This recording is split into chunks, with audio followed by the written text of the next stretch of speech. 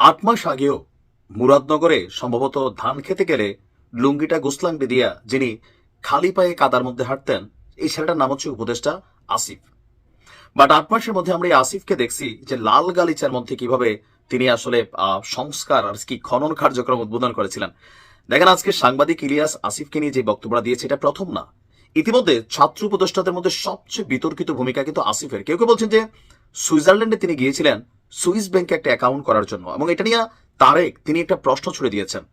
এরপরে আসিফের বাবার যে লাইসেন্সের ইস্যুটা, আসিফ ফেসবুকে যত বড়ই স্ট্যাটাস দেখ তার বাবা এতটা অবুঝ এটা পাগলও বিশ্বাস করবে না। Number one. নাম্বার টু, কোন সেই ঠিকাদার যে তার বাবাকে প্রলোভন দেখাইয়া মানে এই লাইসেন্সটা করালো, সেই ঠিকাদারের ব্যাপারে আসিফ কি পদক্ষেপ নিয়েছে?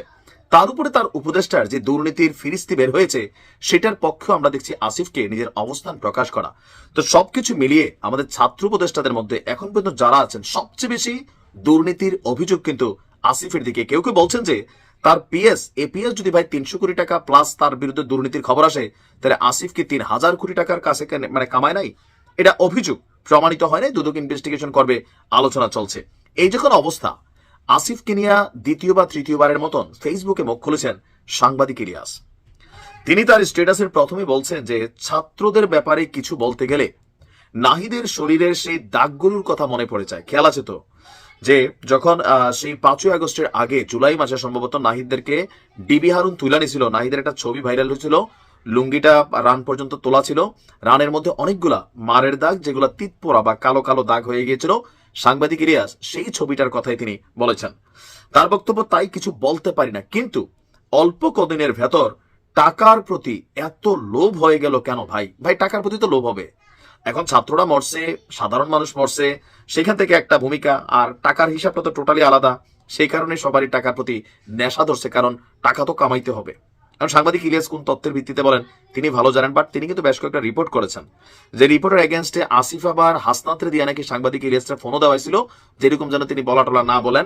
এটা কিন্তু সাংবাদিক ইলিয়াস লাইভে বলছেন এই কথাগুলো। আচ্ছা, এরপর তিনি বলছেন, বিশেষ করে আসিফের কার্যকলাপ দেখলে মনে হয় জীবনের টাকা কামানোর এই সুযোগ আর আসবে না মনে হয়।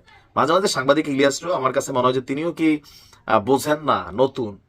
ভাই এরকম সুযোগ জীবনে কই থেকে আসবে? আমি তো এটা আপনি নর্মালি চিন্তা করেন, এতগুলা মন্ত্রণালয়ের মন্ত্রী হওয়া তো দূরের কথা, গ্রাম পর্যায়ে একটা চেয়ারম্যান হওয়ার মতন রাইট নাও যদি ডক্টর ইউনূসের সরকারটা চলে যায়, বিএনপি ক্ষমতায় আসে, এই আসিফ গ্রাম পর্যায়ে একটা চেয়ারম্যান হওয়ার যোগ্যতা আছে? বাস্তবতা হচ্ছে নাই। না আছে ফ্যামিলি ব্যাকগ্রাউন্ড, না আছে পলিটিক্যাল কোনো সুদীর্ঘ ক্যারিয়ার, বাট একটা পজিটিভ জায়গা তারা তৈরি করছিল। এমপি হতে পারতো, কিন্তু গেল কয়েক মাসে তার বাবা বিভিন্ন জায়গায় যেভাবে দান সাদাকার কথা বলছেন, আর আসিফ তার এই ক্ষমতার জায়গা থেকে তার এলাকায় যেভাবে উন্নয়নের কাজ সাহায্য করছেন, এগুলো তো কনফ্লিক্ট অফ ইন্টারেস্টে আসে তার জায়গা থেকে, তাই না? তো সেখানে এতগুলা মন্ত্রণালয়, এতগুলা পদ, তারপরে বিসিবির কতশো কোটি টাকা এক ব্যাংক থেকে আরেক ব্যাংকে ট্রান্সফার, ওই ব্যাংক নাকি রেড জোনে আছে, ইউরোতে তারা নিয়ে গেছে, এগুলোতে সবার কাছেই মনে হয়। আরো একটা বিষয়, তারেক যে অভিযোগটা তুলছিল যে সরকার পতনের পর একজন ব্যক্তিকে সম্ভবত আপনার মানে ছাত্ররা আটক করে সেনাবাহিনীর কাছে দিছিল, তার কাছে অনেক লক্ষ টাকা পাইছিল, সেই লোককে নাকি আবার ৪১৩ কোটি না জানি ২৯৭ কোটি টাকার আরেকটা অর্ডারের কাজ এই লোকটা পাইছে। তো কিভাবে পাচ্ছে? এটা আসিফের মন্ত্রণালয় থেকে যাচ্ছে। তো প্রশ্ন অনেকের যে কে কত খাচ্ছে, কারা কত নিচ্ছে। আমরা শুধু অভিযোগ শুনছি, এগুলো নিয়ে গণমাধ্যমে লিখতেছে না, ওইভাবে রিপোর্টও হচ্ছে না, বাট হবে, আজ হোক কাল হোক হবে। তবে এই জুলাই অভ্যুত্থানের পুরোটা স্পিরিটকে নষ্ট করার জন্য সবচেয়ে বড় ভূমিকা এই ছেলেগুলো কিন্তু রাখছে। আজ হোক কাল হোক জাতি জানবে। এরপরে নির্লজ্জ রাজনীতিবিদদের মতো বলবে না না এগুলো আমাদের বিরুদ্ধে ষড়যন্ত্র। আবার আমরা যারা গান্ডু ফলোয়ার আছি প্রত্যেক রাজনৈতিক দলের, আমরা এগুলো মানবো না, যেটা ষড়যন্ত্র। সত্যমিত আল্লাহ ভালো জানে। নিশ্চয়ই আসিফ তার এই বক্তব্যগুলোর ব্যাপারে তাকে যে চ্যালেঞ্জ জানানো হচ্ছে, নিশ্চয়ই তিনি জবাব দিবেন। ভালো থাকুন।